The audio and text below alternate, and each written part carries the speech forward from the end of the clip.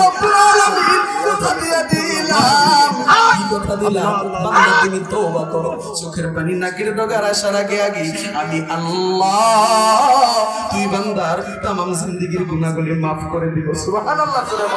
আরে বান্দা, তোমার নামটা যদি জাহান্নামের খাতার মধ্যে উঠেও থাকে রে বান্দা, পর্দানের মা কিসের রূপের অহংকার করো, যৌবনের বড়াই করো, কিসের যৌবনের বড়াই করো?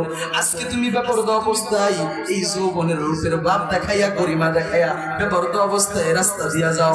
এরে যুবক ভাই, কিসের যৌবনের অহংকার করো? তাকায়া দেখো মাহফিলের মধ্যে যুবকদের চেয়ে বৃদ্ধ বাবাজিদের সংখ্যা বেশি। এদের দিকে তাকায়া দেখো চামড়া আজকে ঢিলা হয়ে গেছে। একটা সময় তোমার মতো টাইট চামড়া ছিল, কথা বলেন ঠিক কিনা? আরে পর্দানের মা, এ যুবক ভাই, এমন একটা সময় আসবে রে যখন তাদের মতো হয়ে যাইবা, তোমার এই টাইট চামড়া আর টাইট থাকবে না, তোমার এই যৌবনের অহংকার আর অহংকার থাকবে না, তোমার এই রূপের বড়াই আর রূপের বড়াই থাকবে না।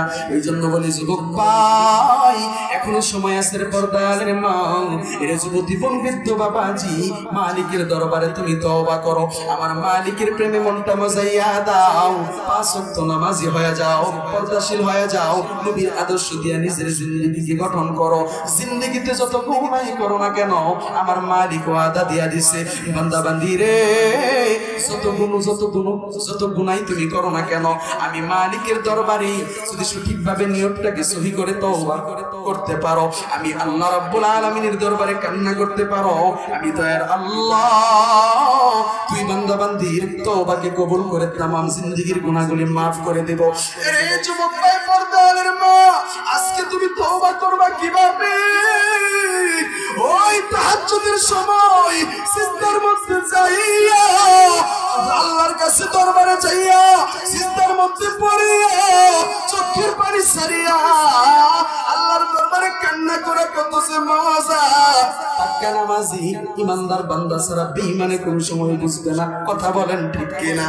পর্দানের মা, যুবক ভাই, হাতে পায়ে ধরে অনুরোধ করি, এই জন্য মালিকের দরবারে যত গুনাহ করো না কেন, এখনো মালিক সুযোগ দিয়া দিছে, আল্লাহর দরবারে তুমি তওবা করো। কারণ মালিক বান্দা বান্দীদেরকে দুনিয়ার মধ্যে পাঠাইছে, দুনিয়ার মধ্যে যতগুলা মানুষ আছে, প্রত্যেকটা মানুষের জিন্দেগীর মধ্যে 5টা কাল আছে।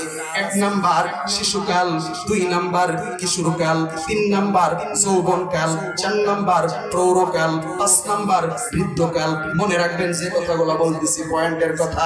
1 নাম্বার শিশুকাল, 2 নাম্বার কিশোরকাল, 3 নাম্বার যৌবনকাল, 4 নাম্বার প্রৌঢ়কাল, 5 নাম্বার বৃদ্ধকাল। শিশুকাল হেলাই ফেলাই কোট কেটে গেছে, বেগুনা মাসুম কোনো গুনাহ নাই।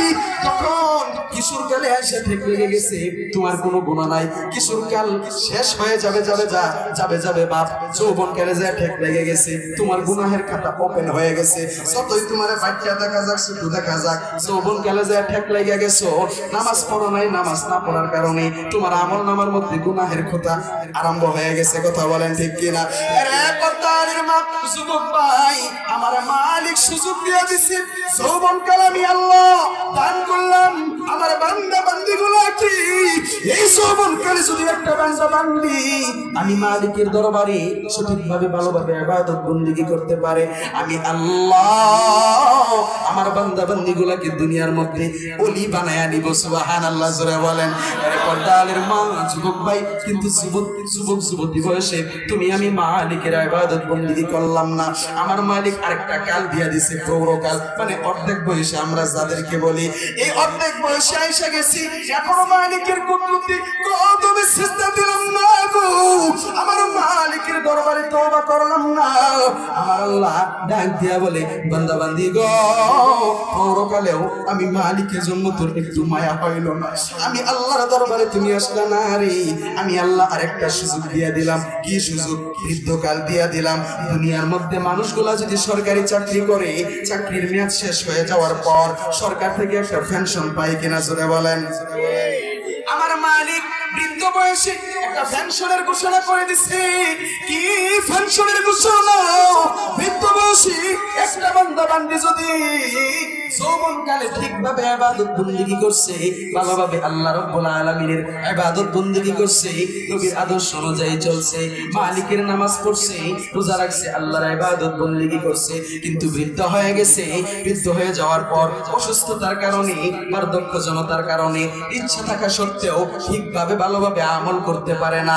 আমার আল্লাহ কি পেনশন দিয়ে দিছে, বান্দা বান্দি গো, বৃদ্ধকালে এই বার্ধক্যজনতার কারণে, অসুস্থতার কারণে, বৃদ্ধ হওয়ার কারণে তুমি ঠিকভাবে ইবাদত বন্দেগী না করতে পারলেও যৌবনকালের ইবাদতের সমপরিমাণের সওয়াব বান্দা বৃদ্ধকালে তার আমল নামায় দেওয়া হয়। আওয়াজ দিয়ে বলেন সুবহানাল্লাহ। আল্লাহ আল্লাহ क्या मुबारक नाम है, अल्लाह अल्लाह क्या मुबारक नाम है, अल्लाह अल्लाह मोमिनों का काम है, अल्लाह अल्लाह तू मेरा रहमान है, अल्लाह अल्लाह तू मेरा रहीम है। ओ मधुर नामটি নিলে হৃদয় হাসে, ও মধুর নামে সুখ নেমে আসে, ও নামের তুলনা মিলে না, মিলে না, তুলনা নাই নাই নাই। এসো না আল্লাহর নামে গান গাই, এসো না মন প্রাণ জোড়াই, এসো না মন প্রাণ জোড়াই।